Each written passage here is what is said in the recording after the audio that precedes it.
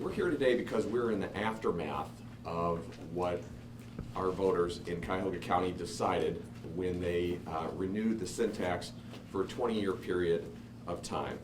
And it is now, the ball is on our court to decide what to do next in terms of the appropriate distribution of these funds. So in the wake of that sin tax being renewed this May, our staff started getting together and saying what would be the appropriate process as we begin the legislative process and the deliberative process that we will be engaging in first with the county council and then with the stakeholders for the proceeds of the sin tax. And that includes the teams, it includes the city of Cleveland, Gateway, and all of those different entities. So as I challenged my staff to come up with a formula that made sense, we looked at different criteria. And first and foremost, of course, we looked at what would be the needs of the facility and what are the best ways to evaluate the needs of those facilities.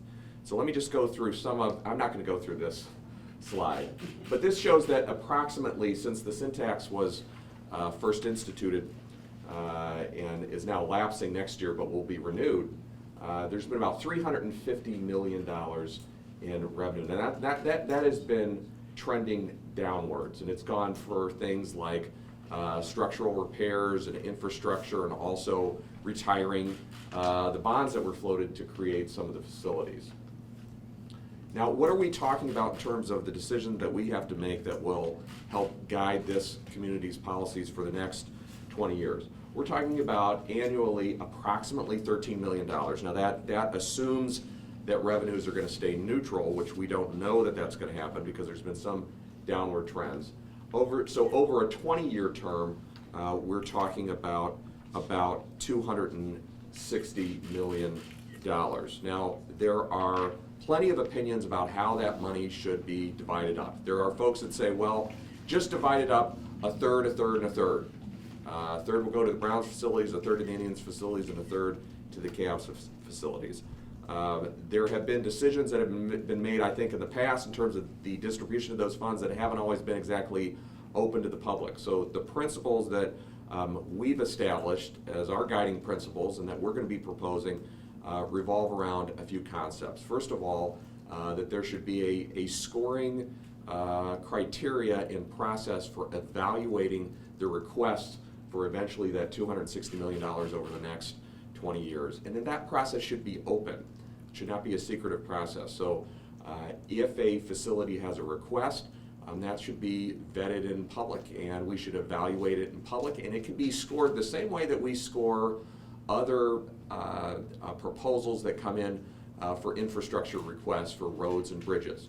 And that's something that government does on a regular basis. They prioritize needs. And we do believe that that $260 million is going to provide sufficient revenues for us to maintain these facilities in an appropriate way. But what we're doing differently, and I think it's different than any other community in the country has handled this, is that we think that 20% of it should be reserved to evaluate the performance of the teams themselves. Now, that's important, I think, for a couple of different reasons.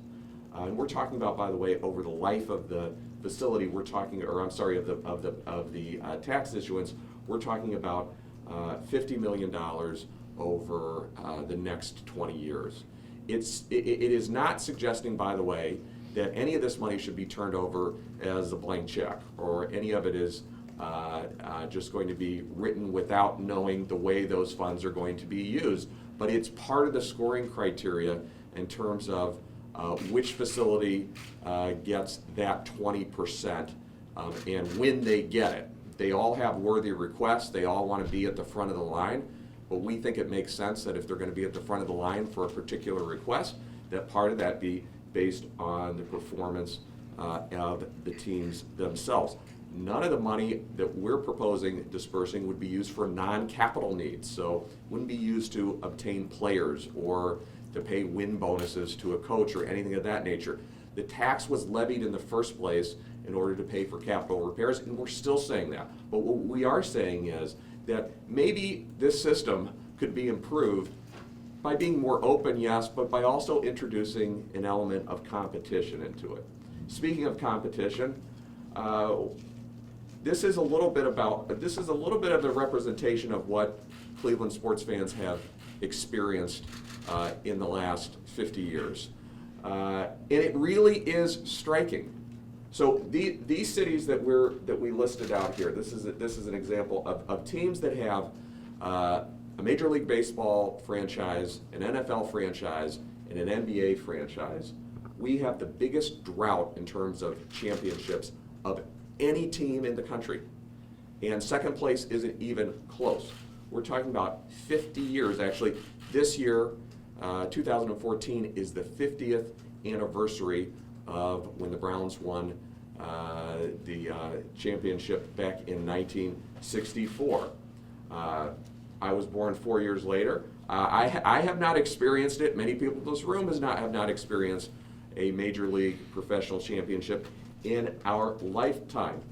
The closest that we've been able to determine in terms of a drought is Oakland. I think it was the Oakland A's 25 years ago. Minneapolis 22 years ago. Houston 18 years ago. Atlanta 18 years ago. Phoenix 12. Denver 12. Pittsburgh 6. Philadelphia, and then it goes down quickly from that. So we have an extraordinary comparison compared to other teams. Now, why does that matter? Why does that matter? This is just another, by the way, before I get to that, this is just another representation of that in terms of the numbers of championships among American cities in the past 50 years. As you can see, San Diego, that doesn't have all three franchises, also doesn't have a championship, but it's pretty striking. And you can explain this away in a lot of different ways. You can say it has to do with the size of our market. You can say it has to do with bad luck. You can say a lot of things. But we're talking about a 50-year drought. We're not talking about something where we're just underperforming a little bit. It's really striking. Doesn't mean we've never made it to the finals in any sport. Doesn't mean that we've never made it to the playoffs. People can disagree what constitutes success. You could say we're being simplistic about it, but I define success as winning a championship. Okay. Now, why else does it matter, besides the fact that our fan base here is frustrated and they want the sense that their tax money is actually going to be subsidizing championships to some extent or supporting championship teams? That's certainly legitimate. I've experienced it, you've experienced it, we probably all feel that way. But it's not just that. The performance on the field of these teams also has a direct economic benefit and economic implications for our community. So this is just one example of it. It's not the only example of it. But this is what happened when the Cavs winning percentage went down after, depending when you want to measure it, when LeBron left for Miami or Game 5, whenever you want to say that the performance started to go down, the revenues went down through our admissions tax. I still remember, I was just in office and our fiscal officer at the time came to me and said, we have to revise downward some of our revenue projections when it comes to some of the revenue line items that are coming out of our sports facilities. And I said, why is that the case? They said, because attendance is down.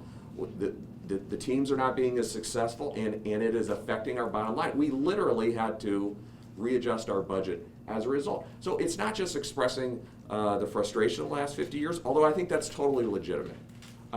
When people voted for the sin tax, or even voted against the sin tax, I put them into several different categories. There were people who voted against the sin tax just on principle. They don't believe in any public support of sports facilities.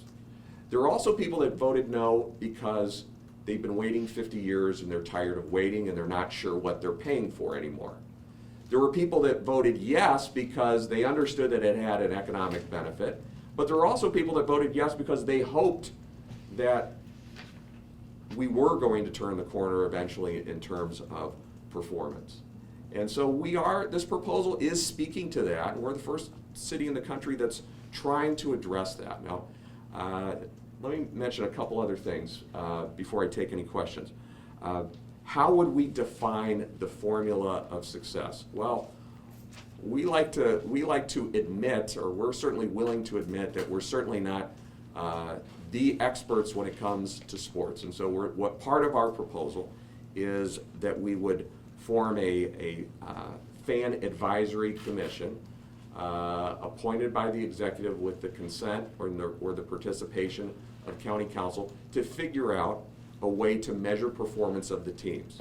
And I'm confident that that can be done. There are many ways to measure performance. And we're talking about an industry, by the way, that measures performance all the time. They do it with almost every contract that they sign with a player has escalation clauses, or they have penalty clauses in it. And I'm confident that we can figure out a way to do that without a one-size-fits-all approach. So one of the first pieces of feedback we got about this was that, well, it's easier to make the playoffs in one sport than another. We know that. And I still believe that there's going to be a way to measure these teams' performance objectively. So we think that this is a step in the right direction. It's a step that, first of all, is beginning, I think, an important conversation about accountability of these tax dollars.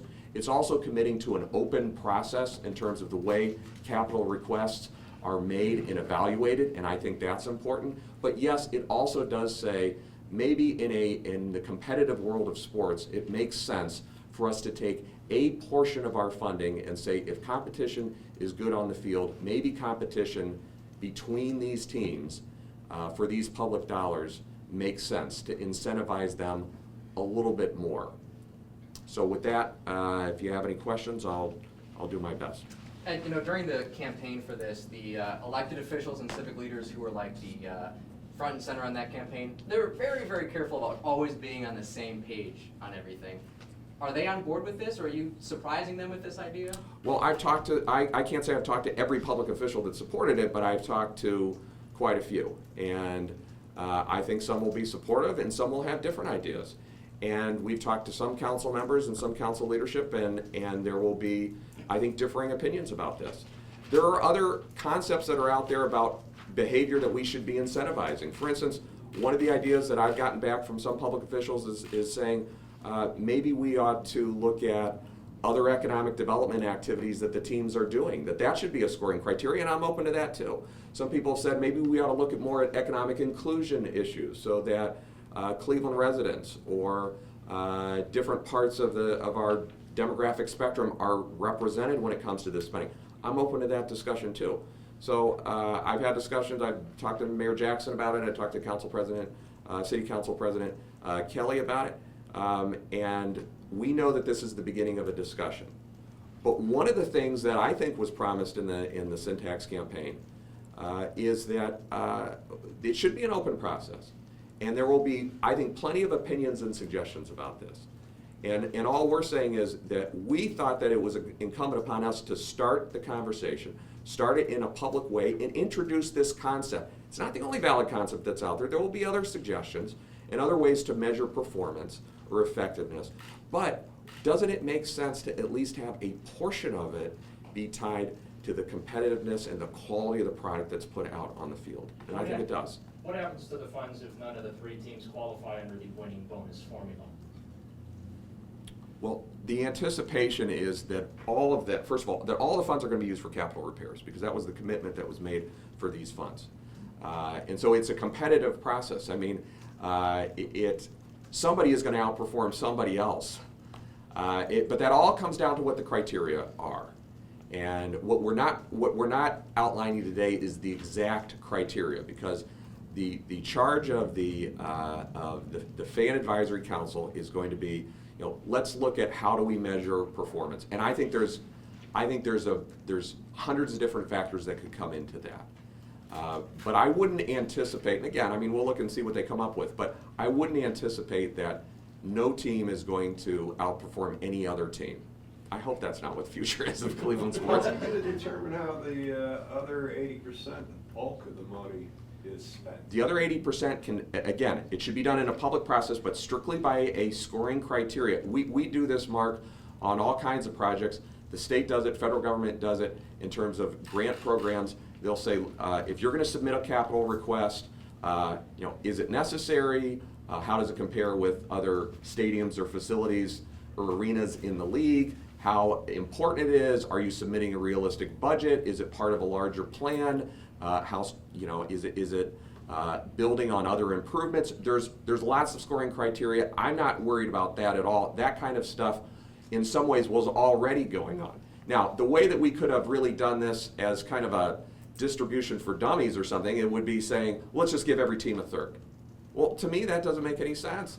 Because who is to say that what the Brown Stadium requires and Quicken Loans Arena and Progressive Field is all the same? These facilities are all of different ages. They all have different needs. So for 80% of it, it can be strictly by those objective criteria, which I think our Public Works Department, in relying on other experts, subject matter experts, I think we can do that because we do that for bridge repair, road repair, capital requests that we get all the time. That is not new. What is new is saying, can't we at least have some of it? Isn't it reasonable at least to have some competition between these team owners and between these teams? And that, I think, is reasonable. But again, it would be part of the scoring criteria. It wouldn't be a winner-take-all situation. So I'm confident that the capital needs of the facilities can be met regardless. But in terms of a little bit of extra, in terms of prioritization of that 20%, I think that should be tied to winning. You mentioned Frank Jackson, that you talked with him and Kevin Kelly, and you said it was the beginning of conversation. Given that they own the First Energy Stadium, did they agree this is a good idea, or did they say? Well, I have conversations with them pretty frequently, and I'm just going to stand by what I said, and that is, yes, they own the stadium, but we are a participant in it in terms of they are the eventual recipient of some of these funds that we collect, so we have a role in it too. And I have a great relationship with them, and they understand it's the beginning of a conversation, and it's the first time that they're hearing about it, and I think we're going to have some very interesting conversations about it, but I think it's appropriate. Look, every draft day we have these discussions about performance. Every time that we're not in the postseason, we have these discussions about performance.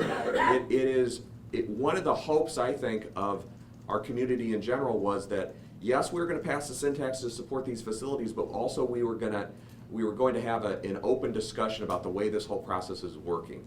And I guarantee you that this proposal is going to jumpstart those conversations in a very public way, and I think that is a good thing. Well, aren't you worried Yes, a yes, sir. little bit that this is going to set up a rich get richer type situation, that if you've got one team that, I don't know, their son or parent is left and gone to Miami, God forbid he does that they get into this pattern of losing, and now they can't get out of it, and in the meantime one of the other teams keeps winning, or are we not talking enough money that it would make a difference? Well, no, I'm not really concerned about that, because the alternative is just to say that they're all guaranteed, the same amount of money, or that none of the money is tied to performance at all. And do people's pocketbooks affect success on the field? We all know that happens. I mean, it happens to different extent in different leagues, in terms of whether they have a salary cap, whether they don't have a salary cap. So it's never been, a completely equal system. But competition is still, you have to decide, do you want competition or you don't want competition? And again, the advisory council that we have can take those factors into account. But again, it's a choice between, do you want any competition or you want no competition? And quite frankly, the folks that own these teams and operate these teams, none of them are exactly hurting in terms of financially, so I'm not sure it's exactly rich versus poor, but sometimes there is a difference in terms of the investment they're making into the team. And I think that's appropriate for us to look at that too. Have you talked to the teams yet? Our administration reached out to all of them so that they wouldn't be blindsided about this. And again, we haven't reached an agreement with the team. We haven't reached an agreement with county council. There's going to be a lot of discussion and debate about this, and we made sure that the stakeholders knew this is what our proposal is going to be, and then we'll see the way the conversation goes from there. Did you get a response from them yet? Yes. And what did they say? Well, they're going to be I will say it was varied.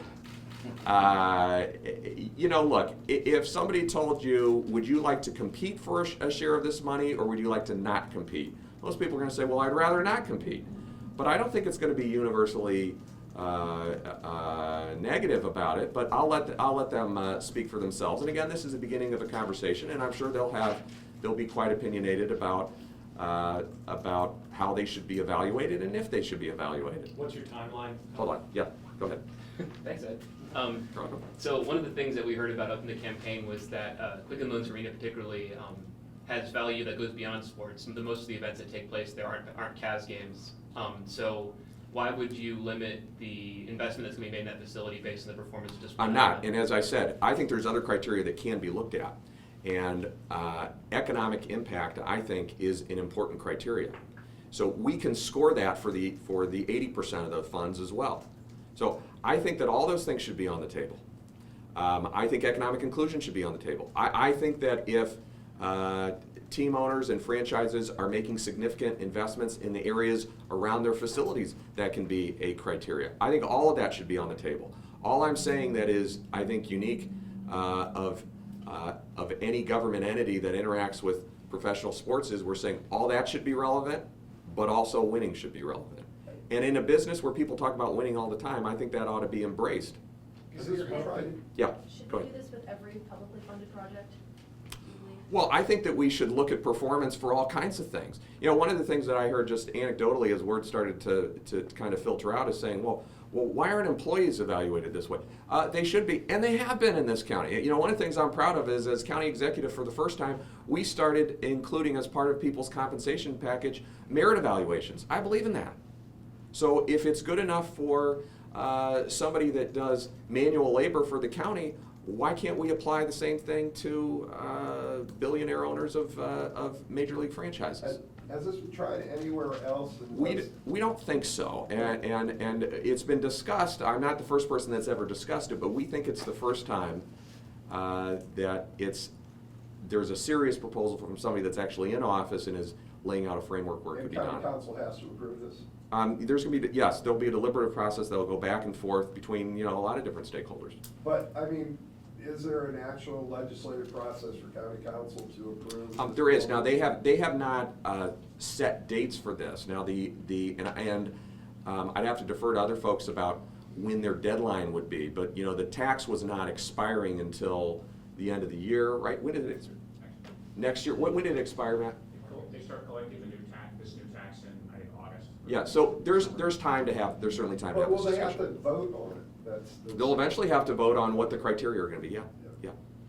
Is it your hope with these incentives that, I'm curious what your hope is if they're implemented? Is it your hope that the owners are gonna spend more money to attract talent, that the front office are gonna make better trades, that the players are going to play better? It seems like you're using this as a stick, and I'm just curious how effective you think it can actually be.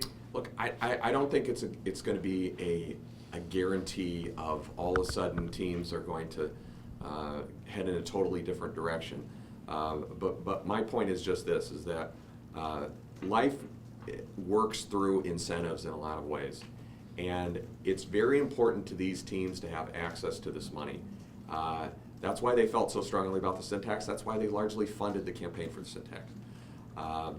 I just want to make sure that we do our part to make sure that they understand that the public is not satisfied with a 50-year drought. Now, they may say they understand that anyway, but I just think it makes sense to create some incentive. I'm not saying all of a sudden a player that wasn't trying hard is all going to say, well, I guess I'm going to try hard. What I'm saying is we are at least we're at least pushing in that direction to create at least 20% what we're calling a win tax instead of a sin tax. Now, I just want to make sure that it's crystal clear to those owners that I've heard, and I'm sure everybody here has, the tremendous frustration. And again, arguably, we are the worst performing city in the country when it comes to actually winning championships. You're talking about 50 years. So we're not talking about all of a sudden being punitive to teams because they had 2 or 3 bad seasons. This is 50 years of heartache, and I think it makes sense, and I think it's what people would expect. Again, we try to have performance clauses in everything we do, whether it's social programs, whether it's even when we implement a social program, we make sure that we monitor it to see if we want to continue to fund it. We want to know if it's achieving its goals. And I'm not saying that the only goal of a sports team is to achieve a franchise, because getting to the playoffs is great, putting an entertaining product out there on the field, all those things are great. But 50 years, I mean, at some point, you've got to show some progress in that area. I'm not saying this is a panacea. I am saying that I think it's a step in the right direction. And I think it's actually an important contribution to a national discussion about how you hold sports teams accountable. You know, one of the tough things is about this business is, you know, the owners and the teams really are almost always in the driver's seat. They really are. We're really in kind of a weak negotiating position usually as communities, because the idea is, well, if we stand up to the teams about this or the other, maybe they'll leave. And I understand that frustration too, and I don't think it's fair. And this is at least a small step, but I think it's a real step to say, we're certainly not abandoning these teams, we're not abandoning these facilities, we love these teams, we're loyal to these teams, and we're committed to maintaining these facilities, but we can try to demand a little bit better than what we've been getting for 50 years. How sure are you that the lease agreements allow you to withhold some of this money based on performance? Well, again, all of the money is going to be used for capital repairs. So we're not, no team is being starved, and this isn't even a criteria that's going to be used for 80% of the money.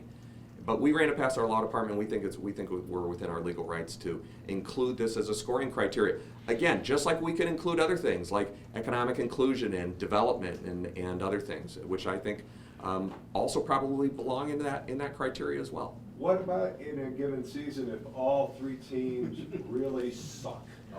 Oh, I thought you were going to say if all three teams won. Again, it kind of goes to the question before. I don't. First of all, I hate to presume that would happen. I think it has probably happened. But the point is, there are scoring criteria, and I don't think that. Let me turn your question around, Mark. Let's say all three teams did really, really well. We could still make distinctions between how well they did, and it's not a winner take all. I'm not saying 20% is all going to go to one team.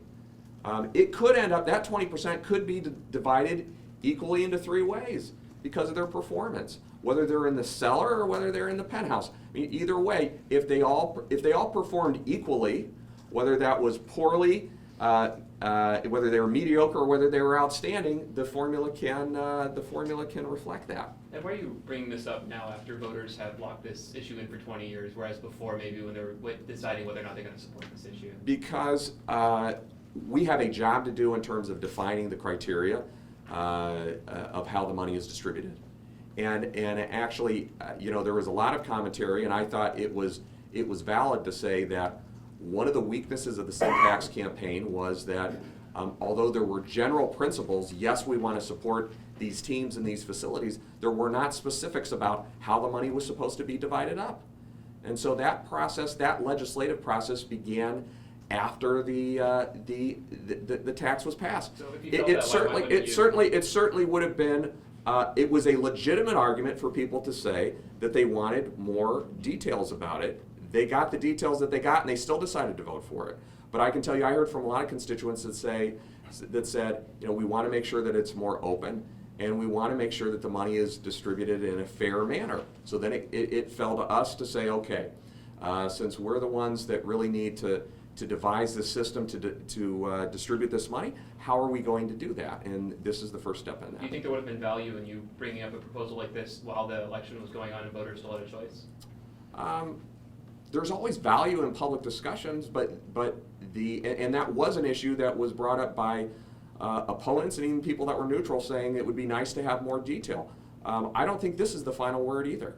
The voters decided to approve it with having a little bit of ambiguity about exactly how that it was going to be dispersed, and I thought that was a valid argument and concern that some people had. Voters decided to do it anyway. And so basically what the voters were saying was, we'll approve the tax, and then you come up with what the distribution method is. And that's what we're doing. I'll take one more. I don't want to take up too much time. I was going to say, I haven't heard from Republicans yet about this, but I can imagine they might dismiss this as an election year gimmick. Is it? No. Look, when you're in an election, everything you do gets criticized as being Republican, as being, well, not as Republican, as political. And so if I didn't do anything, it might get criticized as being political. If I stood perfectly still, it would be criticized as being political. If I sneezed, they would say I was trying to pander to allergy sufferers. I mean, I have to do my job. This is something I have to do. This was a process that after the syntax passed, my fiscal folks, my leadership team got together and said, we've got to decide how do we start this discussion, what principles do we want to embody, and how do we want to express the values of Cleveland area residents. I think that does this because it's responsible, it maintains these facilities, it expresses support for the teams, it's going to ensure that we maintain these facilities as first-class facilities, but it also recognizes that winning tradition that is part of Cleveland's history as well. But I have to do my job, and I let the politics fall where it may. Piggybacking off of Nick's question real quick, you have staked out some pretty high-profile positions in your capacity as county executive, from this one today to the Ameritrust lawsuit to voter rights.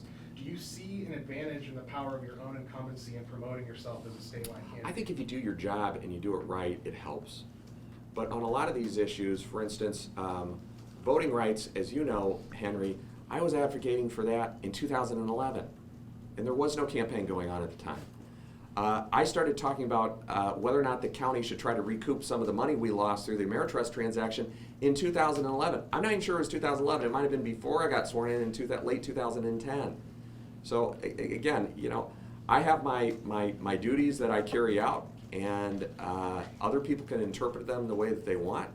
And sometimes it's helpful to me, and sometimes it's not helpful to me, and I don't worry about that. And I'm not worried about it with this either. There will be people that love this proposal. There will be people that hate that proposal. I don't worry about that. What I worry about is, do I think this makes sense? And the answer to that is yes, I do. I think it's long overdue. And I have a prediction for you. I have a feeling that there will be some type of performance component eventually. It may not be exactly what I'm talking about, but I think something like that will eventually be implemented, and not just in Cleveland. I think you're going to see more of this across the country. Just a guess, but I have a feeling that this is speaking to a frustration and a need that's out there that I think has been expressed all over the country and has never really had an outlet. And I think we're by stimulating that conversation, we're performing a public service as well. Thanks for coming out. Appreciate it.